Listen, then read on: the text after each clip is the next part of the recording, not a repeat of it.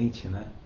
Mas eu quis fazer uma homenagem às professoras, aos professores, aos meus irmãos de ofício, às pessoas que convivem comigo por aqui, aos alunos incríveis, né, que eu tenho na minha vida, pessoas com as quais eu compartilho o saber, o conhecimento. E aí era o único horário que eu conseguiria fazer hoje, né? Pela quantidade de aulas que eu dei, de palestras que eu dei, mas eu fiz questão de encontrar um momento para estar com vocês, professores, e com vocês que, embora não sejam professores, sabem a importância que tem um professor.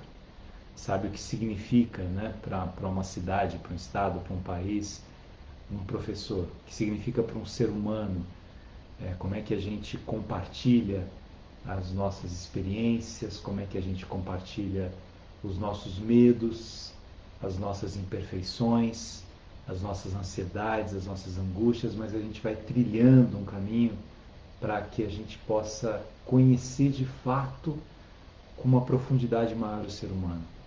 Eu gosto muito da palavra professor. Tem gente que prefere a palavra educador, né? Eu acho as duas muito bonitas. Cada uma tem uma raiz e as duas têm um significado muito bonito. Mas como a gente diz, dia do professor, professor é aquele que professa, é aquele que crê, é aquele que reconhece a beleza, a importância, o sentido, o significado do outro. Professor. Eu queria começar falando um pouco de uma experiência de vida minha, como é que eu iniciei. Eu sempre falo que eu comecei a dar aula em escolas aos 15 anos de idade, e foi oficialmente como eu comecei a dar aula, né? Primeiro de matemática, depois fui passando por outras matérias. Mas meu irmão me mandou uma mensagem bonita hoje para mim, lembrando que eu, na casa dos meus pais, eu comprava aqui suco, né? Pai da mesada para os filhos, eu pegava a mesada que eu ganhava, isso com 9 anos, 8, 9 anos, era a época da catequese também, e aí eu dava umas aulas de religião na garagem de casa. E aí alguns, né, algumas crianças ali, meninos, meninas tal, fazeriam as aulas que eu dava com 9 anos, né? E ele ficou lembrando disso, né? E brincando que não sei se eles iam lá por causa do que suco que você dava, por causa do, né, da bolacha que você comprava, né, do bolo lá, ou por causa das aulas. Mas assim eu fui ficando fascinado por esse universo do conhecimento, do ensinar e do aprender, do trocar essas experiências, do perceber a beleza do outro, o significado do outro, né? A dimensão de quem é o outro, quem é esse professor, quem é essa professora, quem é essa pessoa que professa na sua vida o entusiasmo pelo ser humano. Às vezes a gente fica meio descrente do ser humano, né? De tantas coisas que a gente vê, de tantas perversidades, de tantas mentiras, e a gente olha e parece que o ser humano não vale a pena. O professor não pensa assim. Porque o professor, ele trabalha todos os dias, né, nessa tentativa de ajudar esses seres humanos a colocar para fora o que eles têm de melhor. Não tem nada mais bonito, mais gostoso, nada mais realizador para nós que somos professores do que o reconhecimento de um aluno, de uma aluna, de alguém que passou pela nossa vida, que a gente passou pela vida deles. E eles reconhecem, eles se lembram, né, das aulas que nós tivemos juntos, dos encontros de saberes, da maneira com que a gente vê o mundo, com que a gente encontra esse encantamento do professar a fé nas pessoas. Eu queria que, vamos fazer, né, algumas pessoas pediram porque é dia do professor, eu vou sortear 4 livros para vocês. 2 para o Face e 2 para o Insta. Um livro é esse aqui, Educar em Oração. Aliás, daqui a pouco eu falo como é que vocês mandam. Foi no mesmo e-mail da outra vez. Como é que era o e-mail mesmo? Deixa eu olhar aqui. Já vou dizer o e-mail para vocês. Mas a gente vai sortear esses 4 livros, o Educar em Oração, O Segredo das 4 Letras, O Semeador e Semeadores da Esperança. Porque isso é um carinho, né, para essas professoras e esses professores. Porque essa é a profissão, sem dúvida nenhuma, da generosidade. Eu tenho absoluta convicção de que todos os dias, na sala de aula, a gente deixa um pouco do que a gente sabe e um pouco do que a gente é nessa relação com os nossos alunos. Não existe processo educativo sem vínculo, sem cumplicidade. Não existe processo educativo sem uma dimensão afetiva, sem um encontro de sentimentos.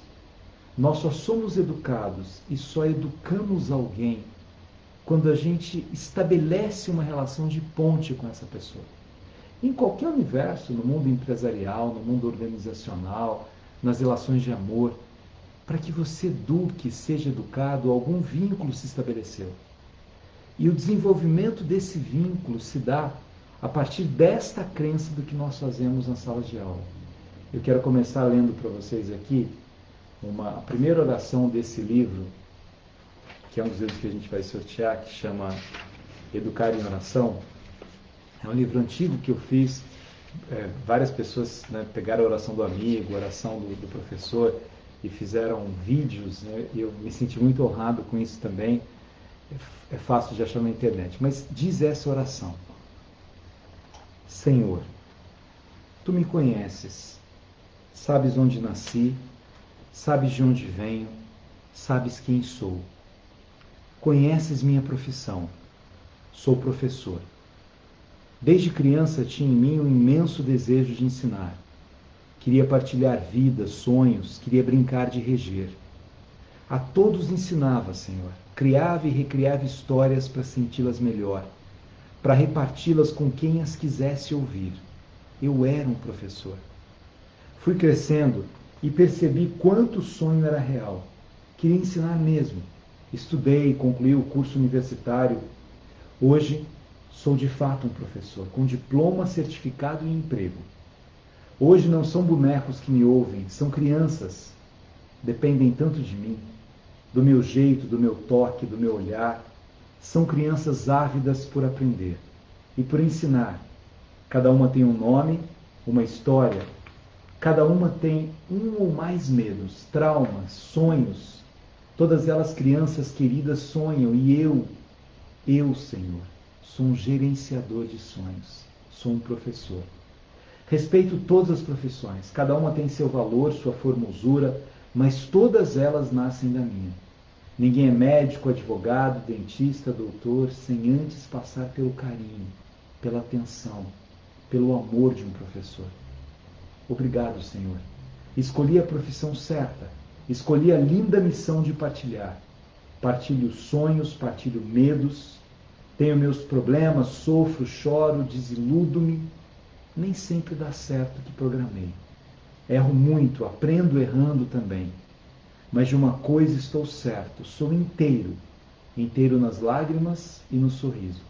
Inteiro no ensinar e no aprender.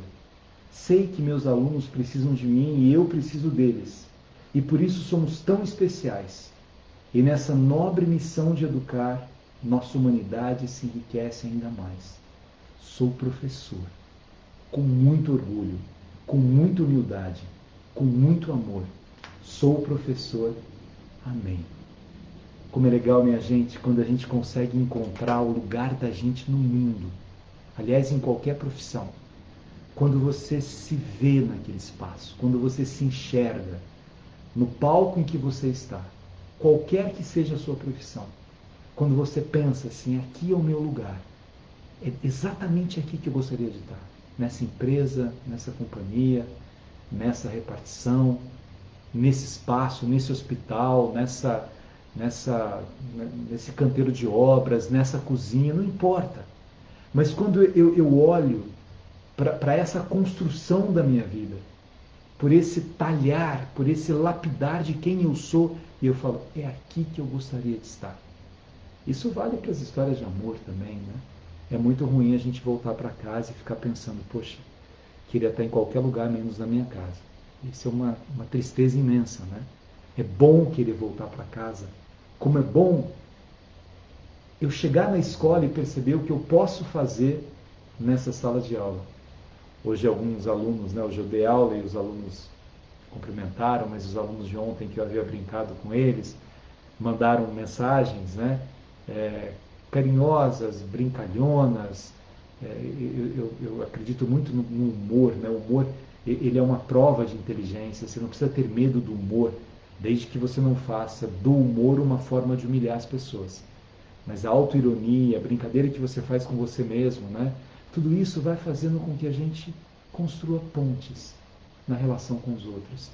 E que a gente perceba a beleza do outro nesse processo relacional.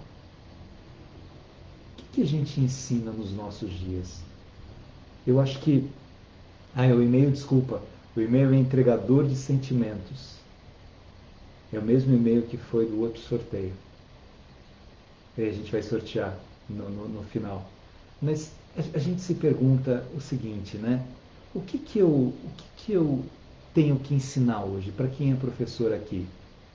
Eu gosto muito de uma visão do Paulo Freire, quando ele dizia que no começo, quando a gente se forma, a gente acaba ensinando o que a gente nem sabe. Porque há tanta ansiedade, né? Ontem lá em Mongaguá, eu fui dar uma palestra para os educadores, foi lindo, né? Agradeço muito o carinho dos professores de Mongaguá, tal. Foi incrível estar com vocês. Ali só havia algumas pessoas, mas a gente fez à distância, os professores em casa, mas a participação deles muito legal. Priscila, muito legal, o pessoal todo da secretaria, muito legal. Mas eu estava dizendo que quando eu comecei a dar aula, eu me lembro da primeira aula de matemática que eu dei, e que eu preparei, porque eu era, né, 15 anos, preparei e tal. E aí eu cheguei, né, era MMC, MDC, e dei aquela aula, mas eu falei. E aí passaram 10 minutos e eu já havia falado tudo. E tinha mais 50 minutos para dar aula. Eu falei, e agora? A gente começa assim, ensinando até o que não sabe. A ansiedade faz com que você fale mais rápido, vai dizendo coisas, e a gente vai aprendendo com esses erros. E ao aprendermos com esses erros, né, a gente chega no segundo ponto, dizia Paulo Freire.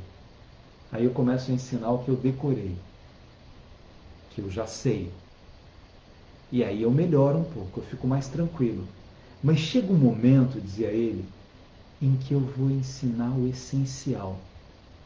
Ensinar o essencial é a grande conquista de todo educador. Eu imaginar, né, não importa se os meus alunos são crianças, se são da creche, se são da universidade, mas eu imagino assim, eu tenho um semestre com eles, eu tenho um ano com eles, eu tenho esse período com eles. O que será essencial nesse processo de desenvolvimento do que eles podem ter de melhor? E às vezes fica embotado, fica escondido. Há alguns paradigmas que foram sendo criados e que nós, educadores, nós, professores, temos que tirar esses paradigmas. Um deles é que há algumas pessoas que são inteligentes e outras pessoas que são burras. Isso não existe.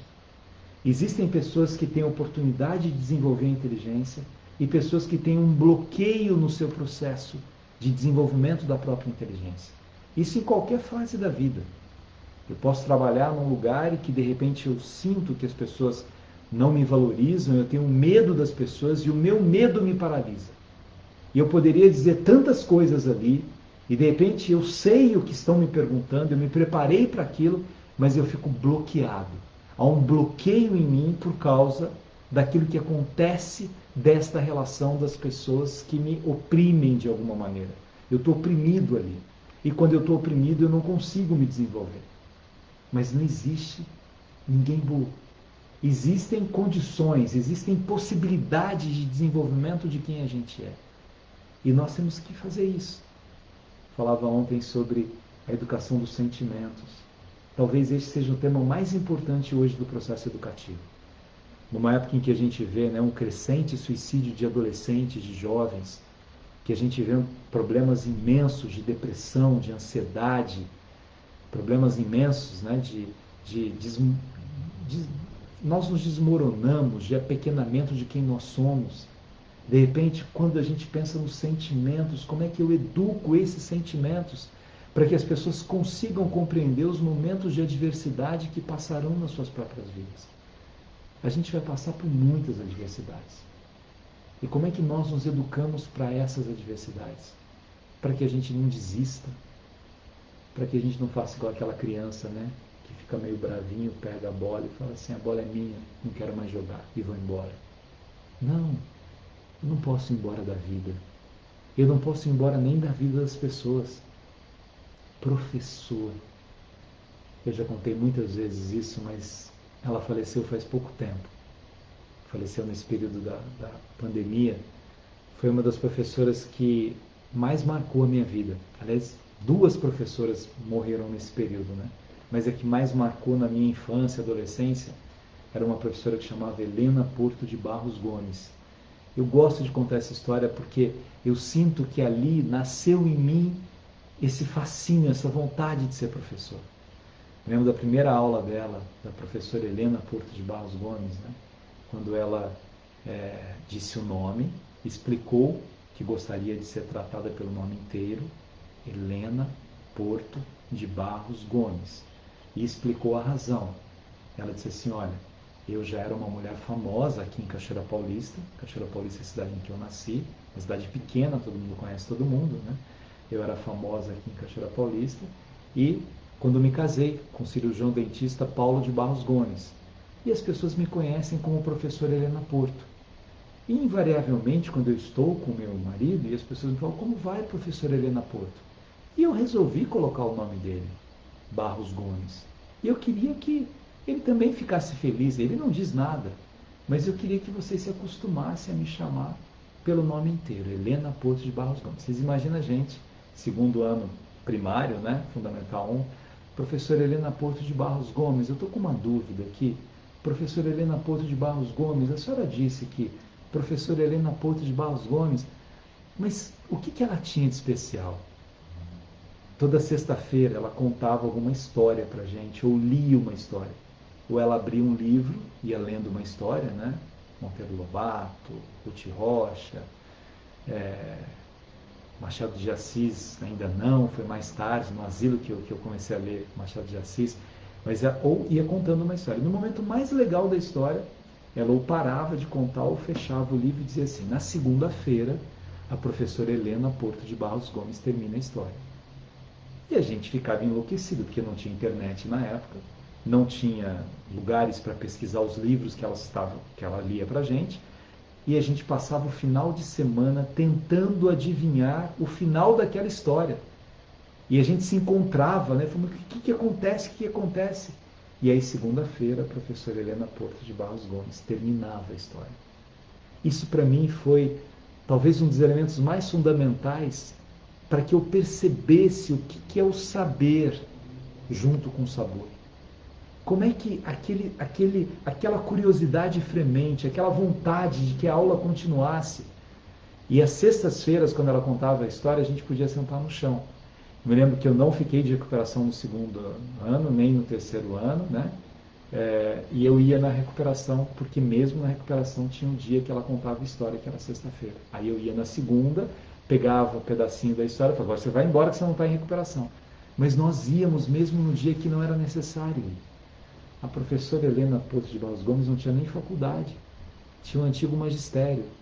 Mas os vínculos que ela estabelecia com a gente, né, a maneira de falar, no mês de agosto, quando ela chega na sala e diz assim para a gente, né, enfim, acabaram as férias. Presta atenção nessa palavra saída da boca de um professor. Enfim, acabaram as férias. Era a mesma coisa que dizer: eu amo vocês. O meu lugar é aqui na sala de aula. É aqui que eu quero estar. Eu falei um pouco antes com o Inácio de Laula Brandão agora, e ele conta muitas histórias lindas, né, de seus antigos professores. E a gente fala isso o tempo todo, né, como os nossos professores marcaram quem nós somos. Quantas lembranças a gente tem dessas professoras e desses professores. Como é que eles foram se tornando inesquecíveis dentro da gente. Uma outra professora que eu tive na faculdade, que faleceu faz pouco tempo, eu escrevi uma crônica sobre ela, que é a irmã Olga de Sá. Eu também me lembro isso. Eu entrei na faculdade de filosofia de 15 para 16 anos. E assim, né, adolescente ali na faculdade em Lorena, cheio, né, de energia, aquela coisa toda, entra uma freira calma e diz assim: olha, eu vou começar a aula com vocês falando sobre liberdade, que é um dos temas mais bonitos da alma humana. Deus nos fez para a liberdade e a gente se encontra acorrentado de muitas maneiras. O que oprime vocês? E aí a gente começou a falar o que nos oprimia, que correntes nós criamos, e ela falou sobre a história da filosofia, assim, fez uma viagem para a história da filosofia, falando sobre a liberdade. Eu lembro que acabou a aula, eu estava tão fascinado por aquela mulher, né? Eu falei, nossa, eu queria saber o que ela sabe e falar com a simplicidade que ela fala. Olha que fascinante a viagem que ela fez pela história do pensamento, com a simplicidade de nos ajudar a perceber que nós não podemos abrir mão desse bem precioso que é a liberdade. Mas não a liberdade inconsequente, a liberdade da possibilidade de pensar, de caminhar com pés próprios, e ela usando poemas de liberdade, misturando com Heráclito, com Parmênides, com Agostinho de Hipona, com Tomás de Aquino, com Descartes, com Kant, com Rousseau, com Sartre, fazendo uma viagem na história do pensamento para despertar na gente o sabor que aquele pensamento pela liberdade poderia nos desenvolver. Foi incrível que eu encontrei ela em outros momentos da minha vida, a gente ficou muito amigo depois, e a gente ia jantar, né?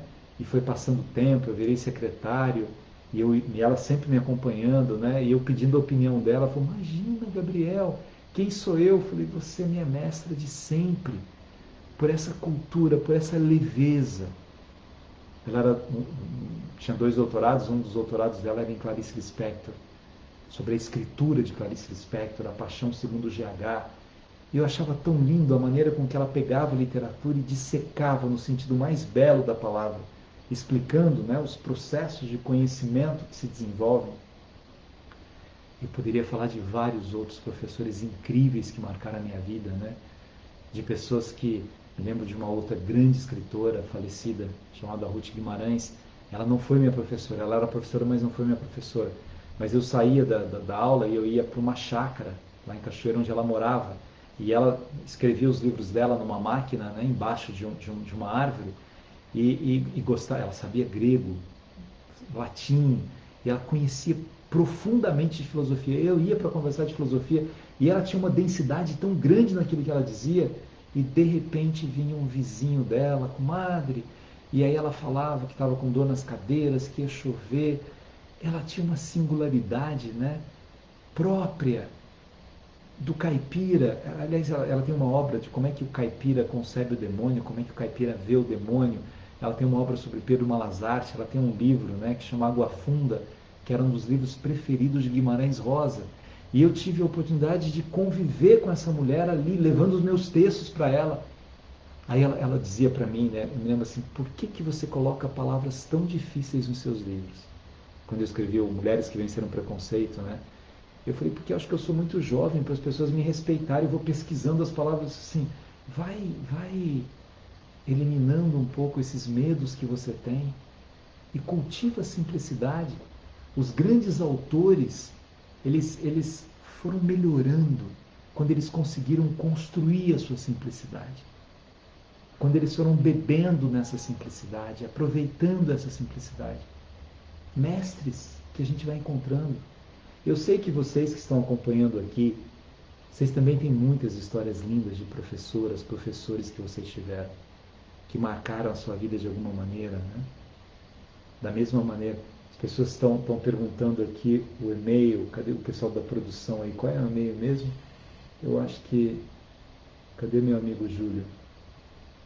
O e-mail que a gente vai sortear os 4 livros, eu acho que é entregador de sentimentos, @gmail.com, não é isso?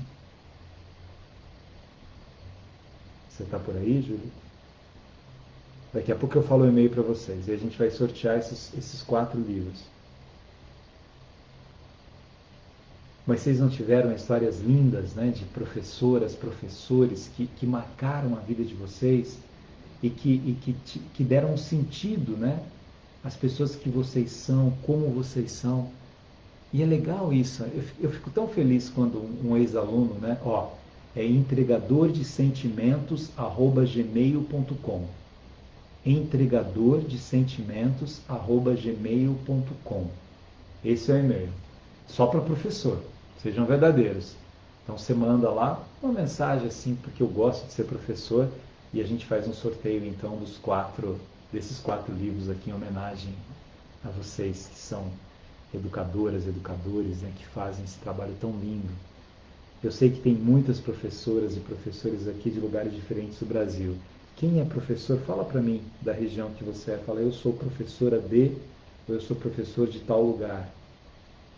Só para eu conheço, graças a Deus, todos os estados do Brasil, já dei palestra em todos os estados, Distrito Federal e nos estados todos, né? Norte, Nordeste, Sul, Sudeste, Centro-Oeste. Tive palestras, me lembro de uma palestra minha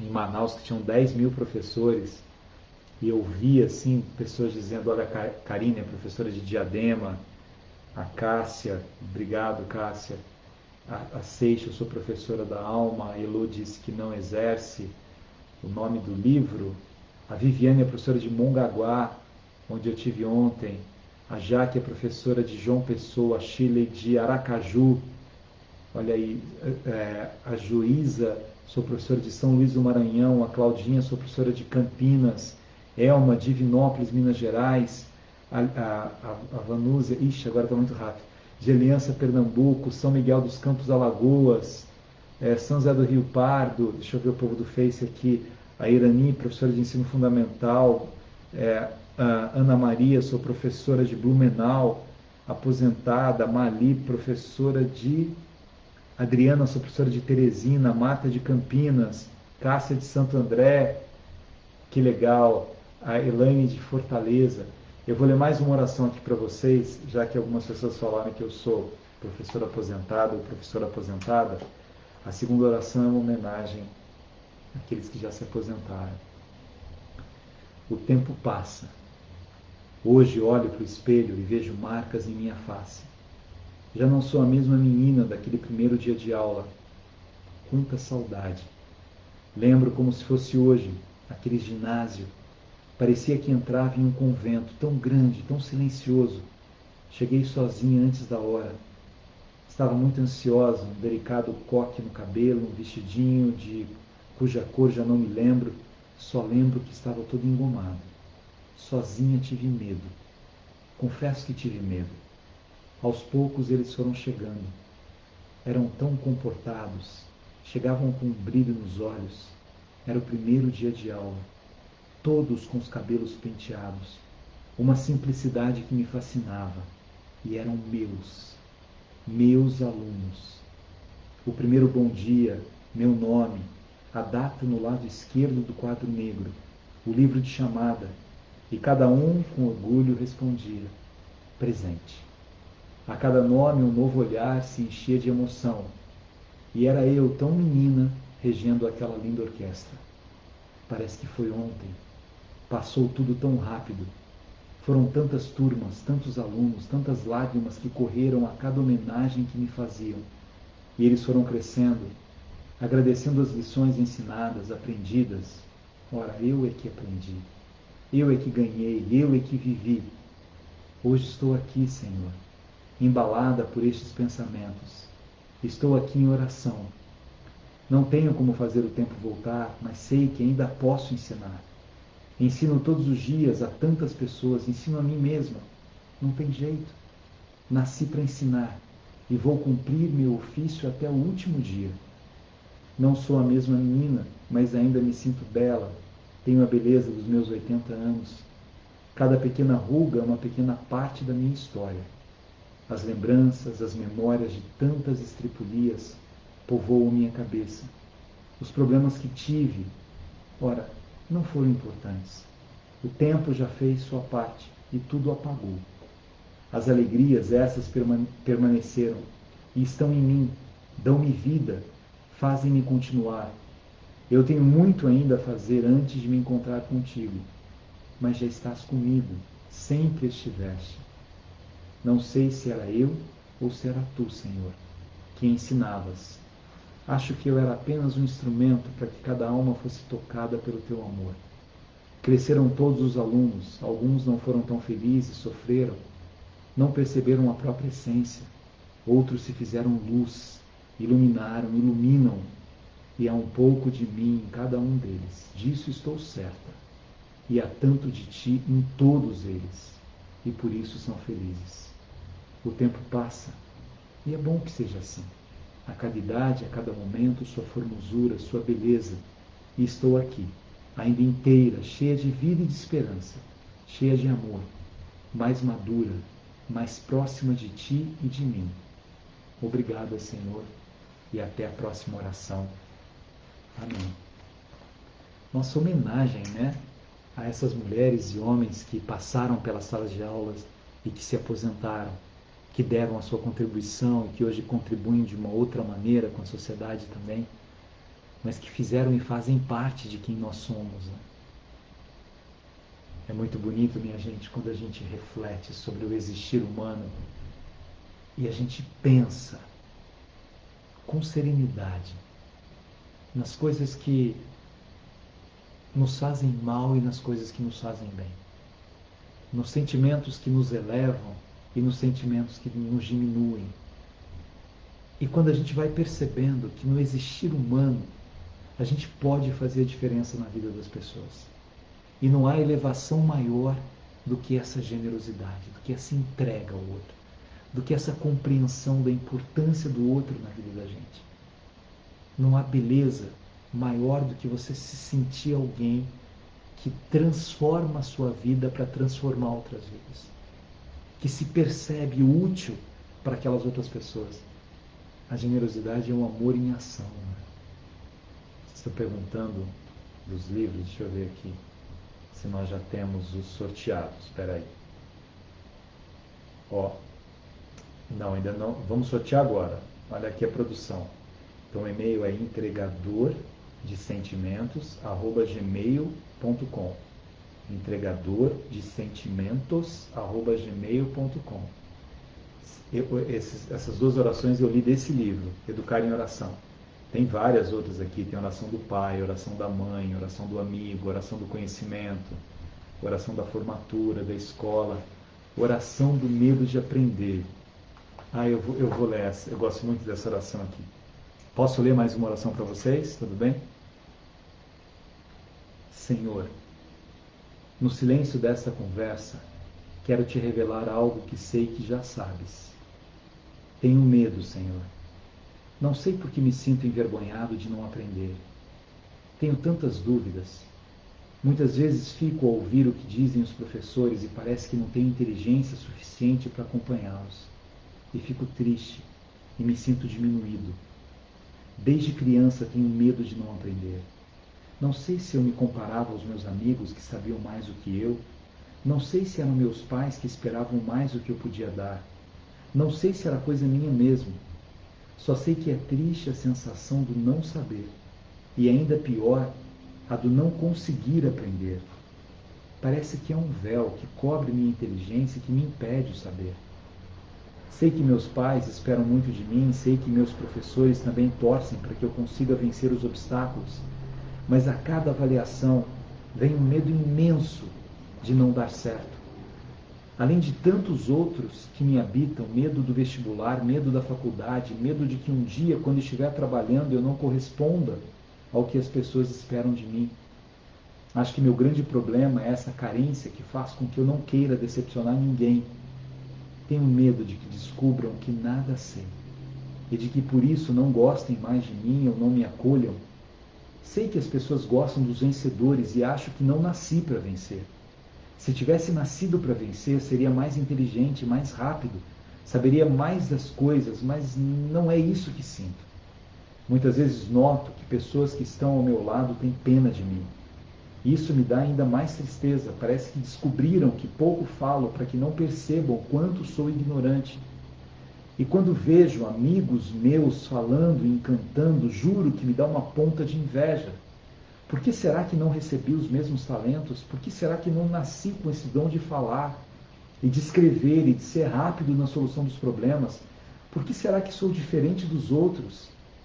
Eu não quero muito, Senhor.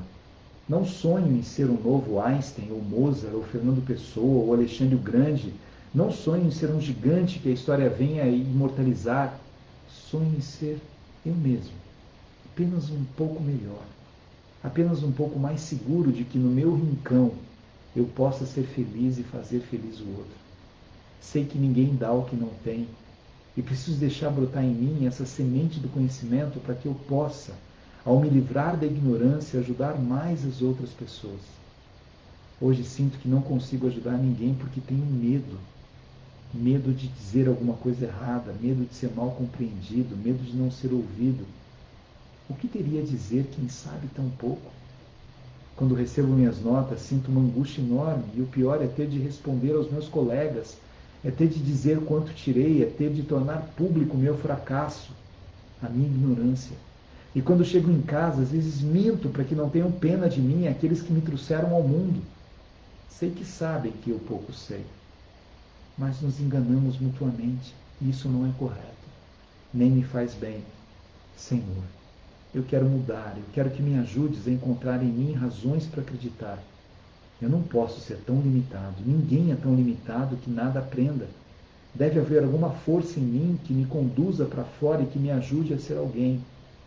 Tu não me criaste para viver na ignorância ou na incerteza. Talvez seja eu que ainda não entendi o que preciso entender. Sem confiança em mim mesmo, ficarei dentro da caverna com medo da luz. Tenho medo de que a luz me segue, talvez por isso eu me esconda. Mas não quero mais me esconder. Quero saber que sei e quero ter a liberdade de não viver a vida toda com medo de decepcionar aqueles que me amam. Se me amam, continuarão a me amar. E se não me amam, que fiquem eles com suas expectativas. Quero viver minha vida e existir caminhando com meus pés. Senhor, ajuda-me. Se fui criado à tua imagem e semelhança, sou inteligente e posso aprender. Se fui criado à tua imagem e semelhança, posso ter segurança e amar e ser feliz. Obrigado, Senhor. Acho que já encontrei o começo da longa resposta que busco nesta vida. Amém. Vocês já passaram por essa experiência de achar que não sabem? Já passaram por isso? De achar que eu não vou conseguir aprender, que não entra na minha cabeça? Nossa, eu não nasci para falar inglês e agora como é que eu faço? Eu não consigo falar espanhol, eu não consigo falar em público, eu não sei escrever, eu sou limitado, eu não consigo. Por isso que a história do Patinho Feio faz tanto sucesso, porque a gente se sente assim. E não é verdade. É verdade que a gente se sinta assim, mas não é verdade que a gente tem essa limitação toda. Que por alguma razão foram colocando na gente e a gente permitindo que essas limitações fossem colocadas na gente. Como é que eu me liberto disso? Como é que eu vou descobrindo isso? Eu falo dos meus alunos, mas eu quero dizer uma coisa para vocês. Eu fico muito feliz quando eu leio as mensagens que vocês deixam, né, no Insta, quando eu estou passando assim, ou no Face. Falo assim, nossa, com você eu comecei a gostar de filosofia, com você eu comecei a ler mais, com você eu comecei a pensar mais. Suas aulas estão me ajudando a ser uma pessoa mais calma, mais serena, né? Eu fiz a última live lá da casa de dois amigos muito queridos lá no Rio, do Júlio e do Breno, pessoas muito especiais, né? E aí a amiga de um deles, do Júlio, mandou uma mensagem assim: acabei de ouvir a live e agora vou perseguir só essa palavra na minha vida, ataraxia. E ele me mostrou, olha aqui a minha amiga dizendo isso, né? Isso para mim foi algo tão marcante, né? Tão bonito. Quer dizer, a gente falou muito sobre ataraxia na última aula, que foi sobre Sêneca. A próxima aula é sobre Sêneca também, a gente vai terminar. Mas é uma forma de relacionar com esses alunos, né? Vocês também, eu digo isso com muita humildade, mas eu sinto vocês como meus alunos. Eu fico tão feliz quando alguém fala assim, nossa, depois que eu li os versos de ouro de Pitágoras, agora eu faço diário. Depois que eu pensei, né, ataraxia, depois que eu vi essa palavra, eu comecei a trabalhar com isso, né? É isso, minha gente. É a beleza do ensinar, é a beleza do aprender. Cora Coralina que falava, né, que o mestre que ensina, o mestre que aprende. Guimarães Rosa que falava que a gente afina, desafina nessa caminhada, mas é isso, não tem problema. Oswald de Andrade que dizia, eu quero a contribuição milionária de todos os erros. Por que eu vou ter medo desses erros? Se a gente tem pessoas que estendam as mãos para a gente, que nos convidem a caminhar com elas, aprender com elas, aprender coisas novas. É tão gostoso a gente aprender coisas novas. É tão gostoso a gente abrir para isso. Eu vejo os meus alunos, né, que às vezes eu estou meio perdido na plataforma, numa delas que eu dou aula, que é uma mais complexa. Eu fico, nossa, não sei compartilhar isso. Espera aí, professor, calma. Vai lá, aperta nesse ícone, pega isso, pega aquilo. Que legal isso, né? Que gostoso quando um aluno manda um texto e fala assim, o senhor falou para eu trabalhar mais com esse texto, se eu pudesse, aí você vai vendo a evolução. É tão legal isso, minha gente. Não vamos fazer parte daquela parte do mundo que acha que está tudo perdido. Não vamos fazer parte dessa parte, não. As pessoas que estão desanimadas, que estão acabrunhadas, que vivem de lamúrias e queixumes, que nada vai dar certo, não vão fazer parte disso. Mesmo que a gente tenha muitos problemas, a gente precisa fazer um processo de autoeducação com a gente mesmo. Para falar, peraí, os meus problemas não são maiores de quem eu sou.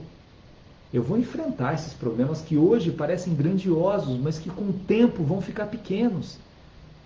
Quando a gente vê aquela dor que a gente sente naquele momento, a dor que a gente sente no momento é a maior dor do mundo, seja uma dor física, seja uma dor interna, uma dor psíquica, qualquer tipo de dor. Se eu estou com aquela dor de dente, eu acho que é a maior dor que existe. Mas é uma dor que passa. Que eu fui no dentista, resolveu, que eu tomei remédio e tal. Eu preciso olhar essas dores das inseguranças, das incertezas, na dimensão do tempo. Essa dor de paixão que eu estou tendo hoje, meu Deus, quem já não passou por isso?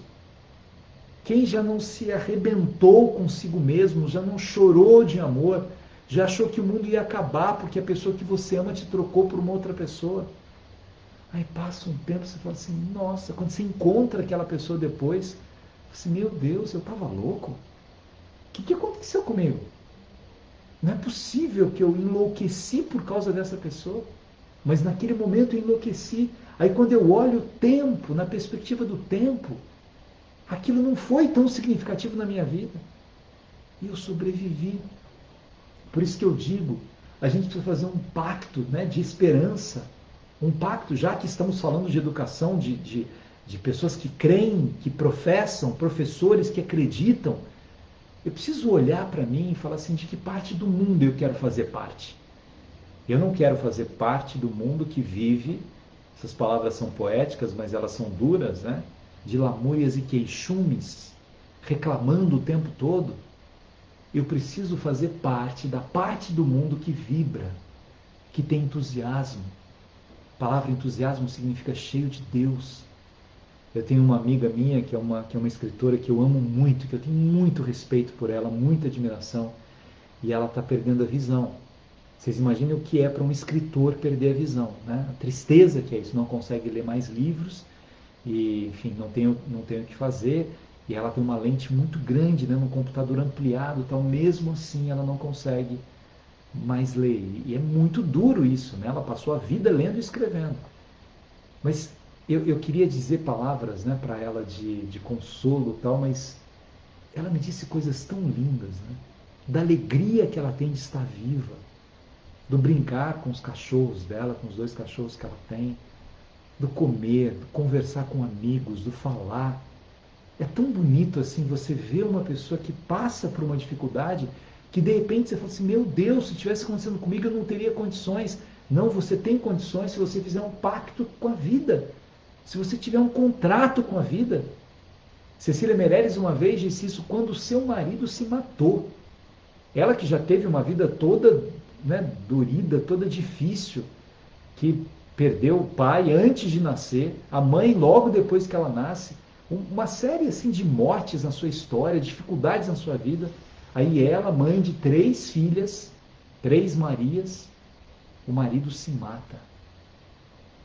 E ela chegou a pensar que foi um pouco por causa dela, porque ele era português, eles foram para Portugal, ela foi homenageada, ele não teve muito, enfim, ele estava num processo de... Um dia ele se mata.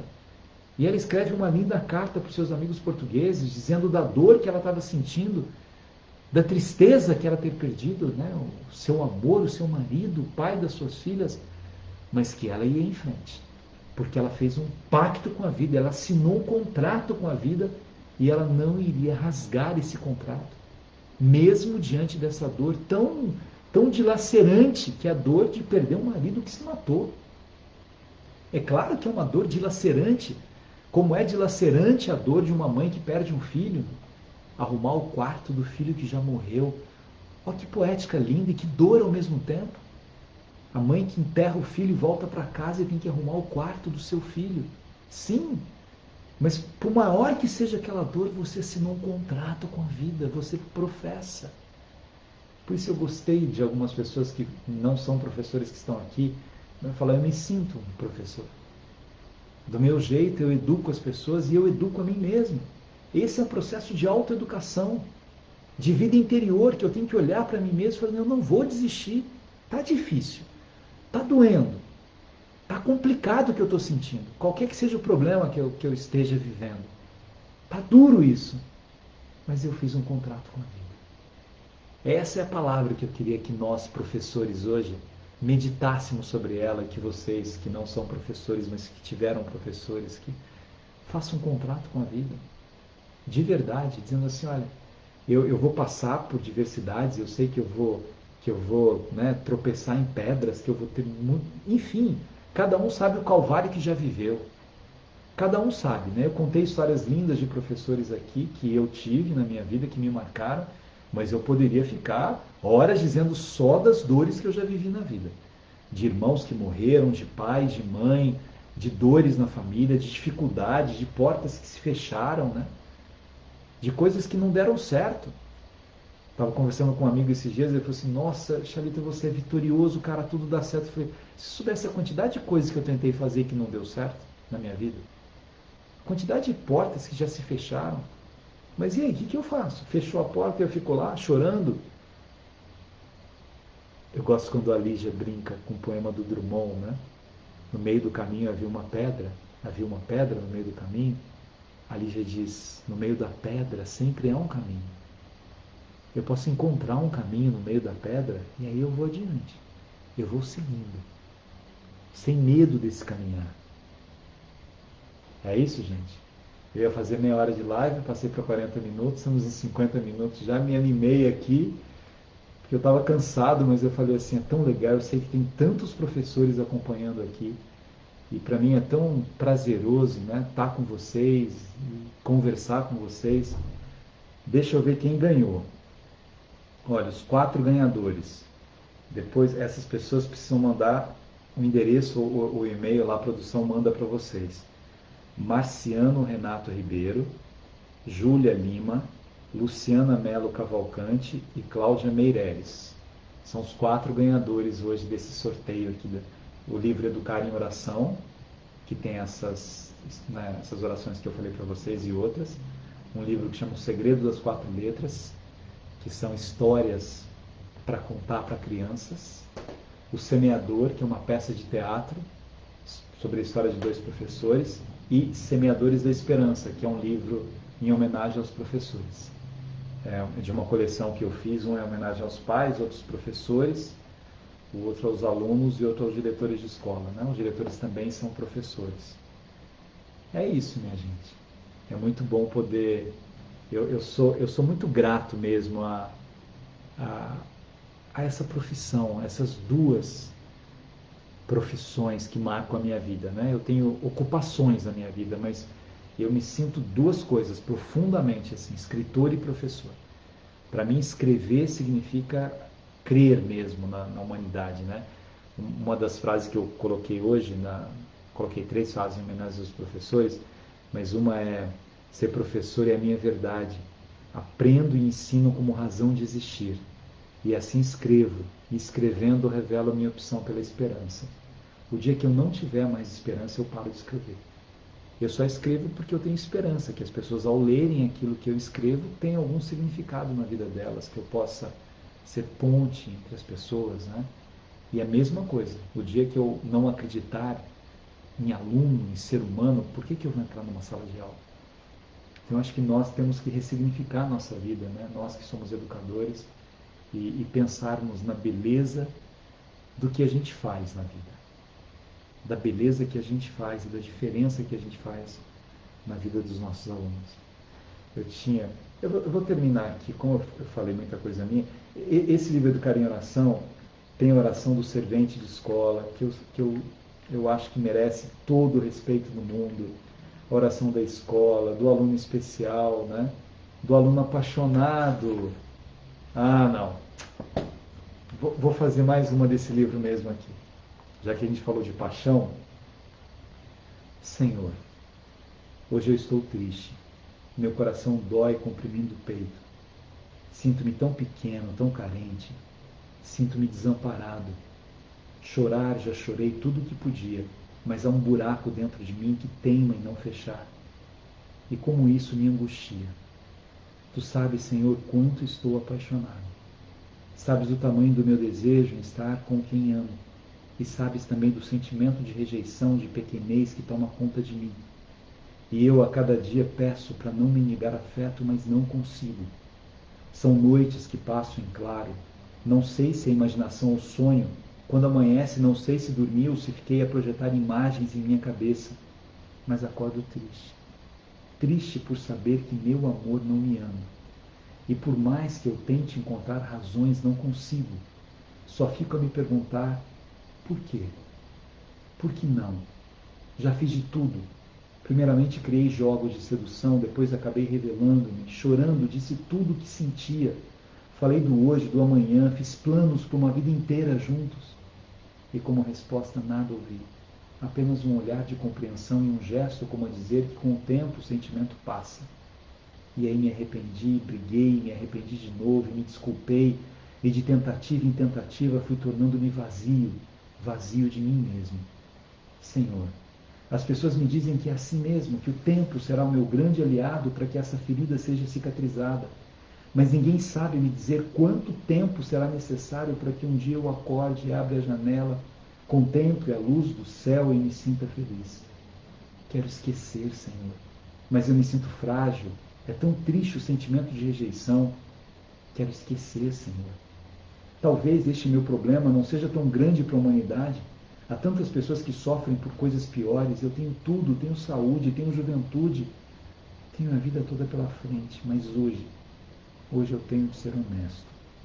O meu sentimento é de que não tenho absolutamente nada e o de que a vida não faz o menor sentido. Há momentos em que eu me arrependo de ter começado a amar, mas acho que não foi decisão minha, surgiu. Veio do nada, veio de um olhar, de um tom de voz, de um sorriso, de um abraço.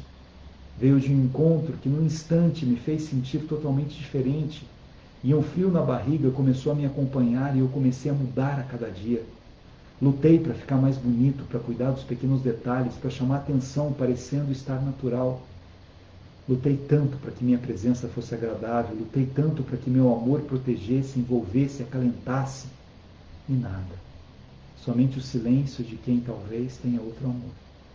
Muitas vezes fiquei a me perguntar se não estaria usando a estratégia errada. Por vezes culpei a timidez, inventei histórias em minha cabeça para justificar um amor não amado. Mas agora, Senhor, quero voar em direção a outros horizontes, pelo menos hoje, pelo menos nesse instante. Eu sei, Senhor, que o infinito é infinito e é por isso que te peço forças. Minhas asas não podem ficar enrijecidas pela dor do amor. É preciso que eu recupere o poder de voo e que eu vá adiante. Eu já existi antes de começar a viver esse amor. Eu tenho a certeza de que continuarei a existir depois, quando ele se for. E é por isso que quero voar. Quero voar, Senhor, e durante o meu voo poder contemplar tudo quanto ficou esquecido durante esta minha passagem por um ninho que não me deu guarida. Não quero ter ódio, não quero desejar o mal, só quero seguir meu voo e permitir que o pássaro também continue o seu voo. Infelizmente, voaremos separados, cada um cumprindo o seu ofício, cada um vivendo o seu sonho, cada um obedecendo ao seu sentimento ou talvez tentando controlá-lo. Enfim, o voo não acabou. Agora estou um pouco melhor, Senhor. Tenho a certeza de que me ouviste. A dor ainda não passou, a paixão teime em me fazer companhia e em soprar dos meus sentimentos alguma esperança. Eu não quero ter esse tipo de esperança, eu quero recuperar o meu voo e ir adiante. Quem sabe nesse lindo horizonte algum pássaro queira me fazer companhia. E o que hoje eu sinto será apenas a lembrança de uma dor profunda que não existirá mais. Obrigado, Senhor. Obrigado pelo dom do amor, pela capacidade de amar intensamente e pela capacidade de sofrer. Obrigado, Senhor. Obrigado por eu poder ser inteiro nos meus sentimentos, Antes isso do que a sensação de nunca ter amado, de nunca ter sofrido, de nunca ter existido. Este vendaval é violento, mas me faz sentir vivo. E isso é bom. Já estou um pouco melhor. Pelo menos agora estou melhor. Amanhã, quando a dor voltar, lembrarei de ti e melhorarei um pouco mais, até o dia em que as grades dessa paixão me libertarem, para eu talvez cair em outras.